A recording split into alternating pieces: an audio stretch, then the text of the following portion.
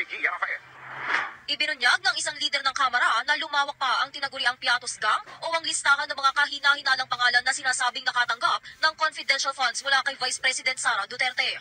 Ayon kay House Deputy Majority Leader at La Union Congressman Paulo Ortega V, matapos mabunyag ang pangalan ni Mary Grace Piatos, nadiskubre naman ang mga dagdag na kahina-hinalang pangalan tulad ng Pia Piatos Lim, Renan Piatos at Xiaome Ocho, isang pangalang tila hango sa isang modelo ng cellphone.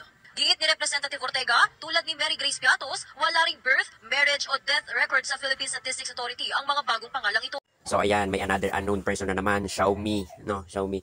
Ngayon, kayo mga DDS, bilang tagapagtanggol o pinagtatanggol si VP Sara, I think meron kayong idea kung saan ginagamit yung confidential fund na yan. At may alam kayo dyan, the reason kung bakit hindi nyo siya kinocall out. Kasi ang katwiran nyo kasi, ang ipinaglalaban nyo para sa taong bayan. So, hindi kayo umaalma at hindi nyo kinocall out ang Office of the Vice President sa paggamit ng confidential fund. So, ibig sabihin, alam nyo kung saan ginagamit at alam nyo na sa maganda ginagamit. So, ano yung maganda na pinagamitan o the reason kung bakit hindi nyo siya kini-question pagdating sa confidential fund. At saka yung paggamit ng mga ganitong mga dokumento, mga dokumento is singintindi at malinaw na may mali sa paggamit. Kasi kung walang mali sa paggamit nito, bakit kailangan mo magpakita or magbigay ng mga peking dokumento? Imagine mo ha, mga unknown person, mga resibo na kala may resibo lang yung pre sa tinapay. Di ba mapapansin nyo, sino nakabili ng mga tinapay na galing tindahan?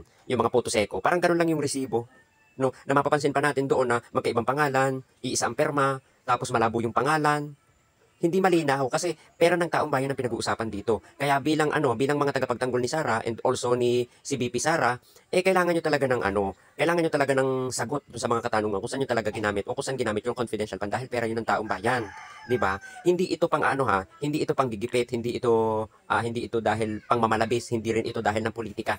Ito ay hindi pa magpopolitika. Tanong na to, nasaan ang confidential fund? Hanggang ngayon ba naman hindi pa rin masagot? Tapos kinakatwiran nyo dahil ito sa politika, dahil sa ganyan, dahil sa gato. Wala.